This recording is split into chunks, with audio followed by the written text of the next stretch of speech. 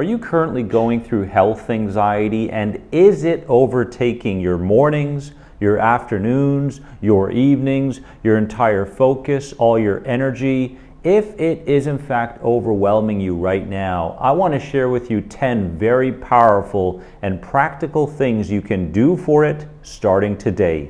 Let's dive in.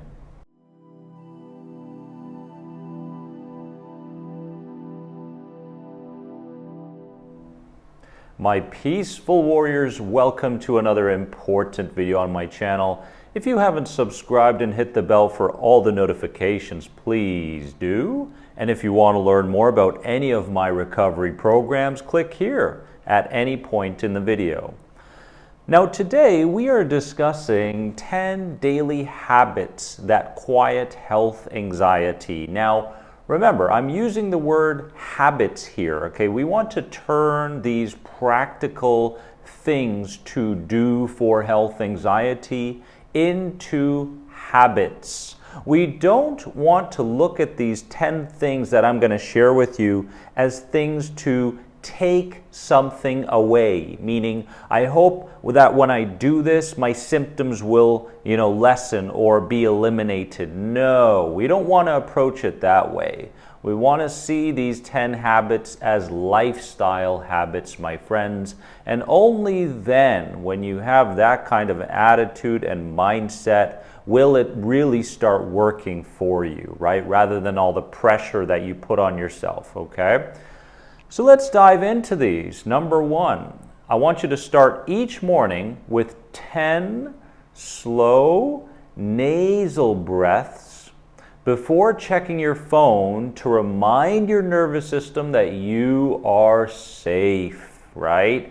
10 nasal breaths. Now, you can do this, okay, so you woke up, okay, eyes are open, now you sit yourself up against the bed, right, and you take those 10 breaths. You don't start rushing, you don't start over analyzing things. When you take these 10 nasal breaths, I want you to think of them in relation to low and slow. Diaphragmatic breathing right here, through my nose. Low and slow. As an option, you can make your exhale longer than your inhale with pursed lips. It looks like this.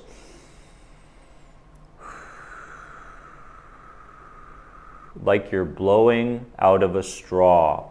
This signals safety, activates the parasympathetic, and really creates the staple for the day. Hey, nervous system, it's safe to wake up, it's safe to take on the day. So that's how we want to start the day if you're dealing with health anxiety. Don't rush to your phone right away. You can do that later. Second habit is to place a hand on your chest for 30 seconds to signal connection and safety with your lower self.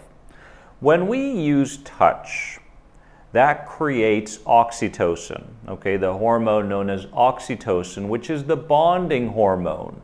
What are we trying to do here? We're trying to bond with our own lower selves or inner child, whatever you want to call that part of you, saying, hey, I know you're trying to overprotect me right now, but we are safe. So many times, simple touch or on the legs touch, if in fact the symptom you're experiencing is in the legs, simply touching sends a very strong safety signal to that part of you that's always looking for the next thing to protect from, okay? Over time, with enough touch, what's going to happen is those perceptions of danger will turn into perceptions of safety and your symptoms will decrease. Do this for 30 seconds, okay?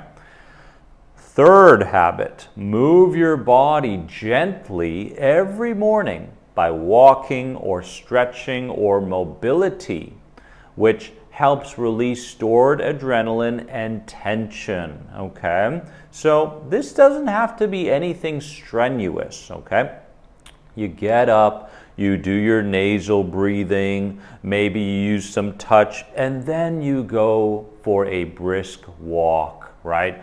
Or you're stretching a little bit, or you're doing different kinds of mobility practices, and you're basically bringing along your lower self or inner protector and saying, hey, you see, this kind of movement can be safe, and it even can be fun and enjoyable. We don't have to protect from this or try to fear it or anything like that. We're just going for a nice walk.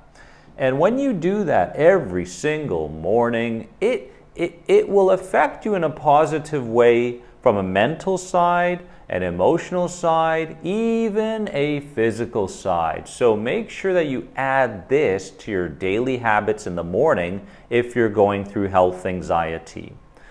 Fourth habit we want to add is drink water before caffeine to prevent dehydration symptoms that mimic anxiety. I bet you never thought about that, right? Dehydration symptoms that mimic anxiety. Woo! Right? Okay. Most of the world is chronically dehydrated, and on top of that, they're still eating and drinking foods that lower their pH levels, which then can increase certain sensations and symptoms in the body. If you're going to drink caffeine, make sure that you drink water before you drink caffeine. Okay, that's going to help a lot, especially in the morning. Fifth habit we want to start adopting for health anxiety is to replace "what if I'm sick" with "even if this stays, I can still live today," right? To rewire fear into flexibility. I want you to be very aware of your self-talk, okay? Your self-talk right now is destructive. It's destroying you from a mental, emotional, even physical perspective. So we want to become aware of that self-talk and add some flexibility to it, right? Some flexibility, some looseness to that rigidity. So it's not "what if I'm sick?" Even if this symptom or whatever stays, I can still live today. What a great way to start your mornings, right? And what a great way to go through your day. There's a symptom that pops up. Okay, symptom, I know that when a symptom arises, that's an opportunity for me to send a safety cue to my nervous system. Thank you for the overprotection. I will work with you. I acknowledge you. And here's a little safety cue to let you know that we are safe, okay? If you want to continue with those symptoms throughout the day, that's fine, but we've got a few things to do today, okay? And then we take on those things in a very relaxed manner, as relaxed as we possibly can in whatever stage we're in the health anxiety recovery process, right? So be aware of your self-talk, please. It's very important. It goes a long way towards what you believe about things and how you perceive things, okay? Number 6 is replace Googling symptoms with going on an app that interests you, right? Topics such as, I'm a big history buff. History, art, nutrition, exercising, even philosophy. Information isn't safety, regulation is. Okay? So when you get the urge to intake more information in regards to what you're going through, this is an inner protector habit that keeps pushing us in the direction that says we need more information. The Holy Grail is out there somewhere, and if I can just absorb as much information as I can all day long, Google my symptoms, all these things, then I'll run into it. Not necessarily. It's a trick coming from your lower self, inner protector. Don't fall for the trick, okay? Put the Google app all the way in the back on your phone. In the front page of your phone, make sure you add certain apps. I don't want to give you examples of them. I've got a few really good ones around these particular topics, right? That don't make you overthink your symptoms or your anxiety or these sorts of things, okay? A very cool and important replacement. Number 7, I love this one. When symptoms rise, pause for 10 seconds. Pause for 10 seconds. Low and slow, breathe, and choose your response instead of reacting. Remember, just because reacting has become habitual doesn't mean that that's how you have to respond right now. You can see the symptom or the thought or the feeling from another perspective. You can act upon it differently. You don't even have to act on it if you don't need to. So there's a big difference between responding and reacting.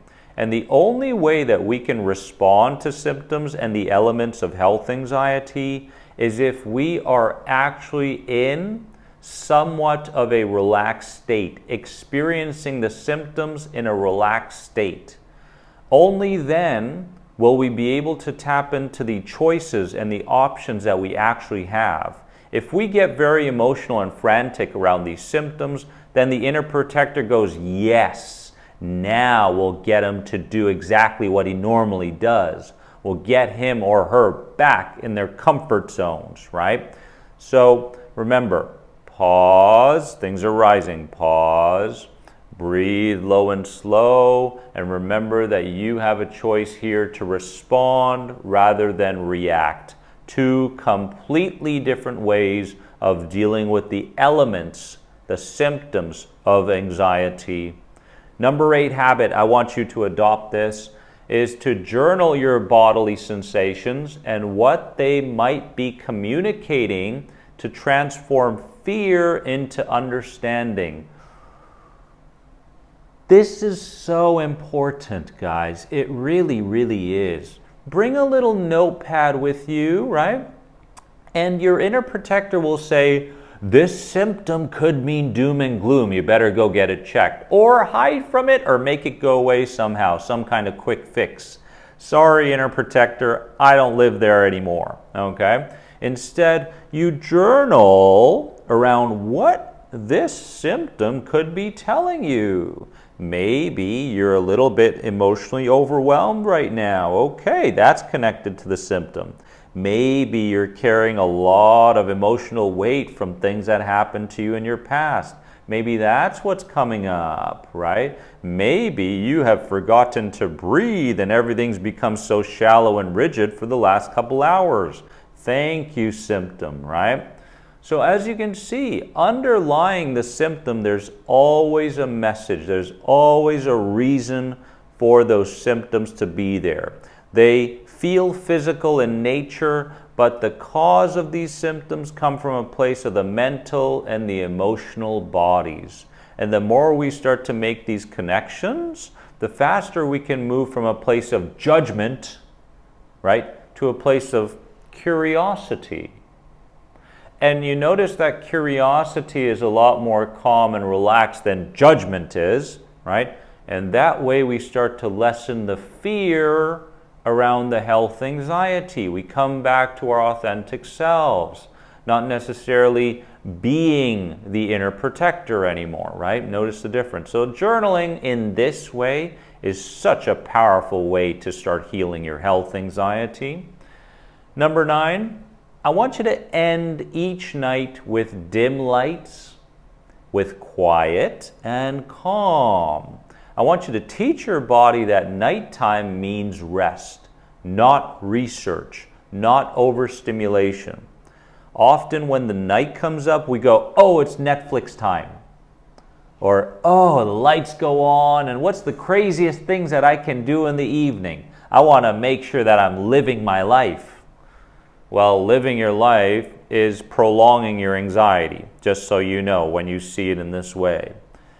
When you're laying down, the lights are dim, you're focusing on your breathing, you've got a hand on your chest, you are working with that overprotective part of you, and you are healing. Do you want to heal? Do you want to really recover? Then you need to do the right things consistently in order to recover. If you're playing video games too much, if you're watching too many movies, if you're surrounding yourself with too much drama, if you're always on social media, if you're always frantic around your symptoms, then you're not applying what it is that I'm showing you here or through my programs. Let's get real. Let's start healing, right? So really become aware of your nighttime habits, my friends. It's time for rest. It's time for digest. It's time for safety. Remember that. Number 10 comes down to this. And if you've watched this video until this point, until the end, I'm so proud of you. Make sure you comment below. I want to know who's really invested in their healing. Number 10, be okay with imperfection. Okay, be okay with imperfection. And that means, okay, you run into something in a life experience that didn't go your way. Your symptoms are still there. Your body doesn't feel perfect, right? These sorts of things. It's okay to live your life fully with imperfection. It's okay to respect imperfection, right? So when we have this approach, then we start moving away from trying to control every little thing in our lives. And you'll notice that so much health anxiety comes from trying to control every little aspect in our lives on the inside and the outside. So it's okay to be imperfect. It's okay to feel imperfect. It's okay to have imperfect life experiences. Remember that. Okay. Now, it's your turn. Which ones will you focus on? Comment below. Which ones will you focus on going forward? I want to know who's really committed, and I want to know who's going to be sitting here with me in the future sharing their success stories around health anxiety with me. Comment below. Give this video a like if in fact it spoke to you, my friends. And remember, if you want to learn more about any of my recovery programs, especially the health anxiety recovery program, let's get started right here. Remember that you are more than anxiety. Don't ever forget it. I'll see you in the next video.